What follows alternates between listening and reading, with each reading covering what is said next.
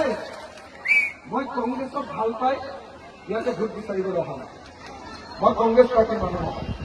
আপোনালোকে জানেনে নাই মই জীৱনত 36 বাৰ জেল গৈছো।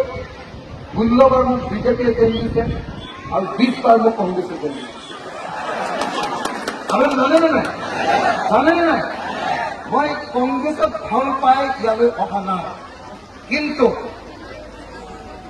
দেশত এনেকুৱা ডাঙৰ বিপদ হৈছে যে আমি সকলোবিলাক বানপানী হ'লে যেনেকৈ সকলোবিলাক মানুহ লগ হৈ যায় নে নাই? বানপানী হ'লে যেনেকৈ হাতী বাঘ ভালুক হাঁহ নেউল চব একেখনতে উঠেনে নাই? উঠে কেলে উঠে? কাৰণ একেলগতে মানুহ বাচিব লাগে, হয়নে নহয়?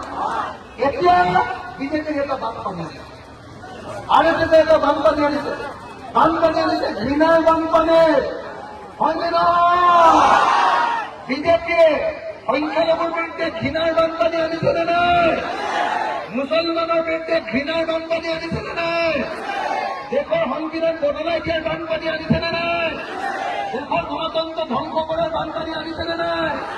গতিকে যদি দেশৰ সংবিধান বচাব লাগে, দেশৰ গণতন্ত্ৰ বচাব লাগে, দেশৰ ধৰ্মনিৰপেক্ষতা বচাব লাগে, তেতিয়াহ'লে আমি সকলো মানুহ একলগ হৈ বিজেপিক বিদায় দিবলৈ সিদ্ধান্ত ল'ব লাগে। আৰু সেইকাৰণে মই আপোনালোকক জনাব খুজিছো, যদিও লখিমপুৰ গোটেই কংগ্ৰেছৰ পাৰ্টীয়ে একেটা সময়তে আমাৰ ৰাইজ দলৰ পাৰ্টীও লখিমপুৰ আমাৰো কেন্দ্ৰীয় লখিমপুৰ হৈছে।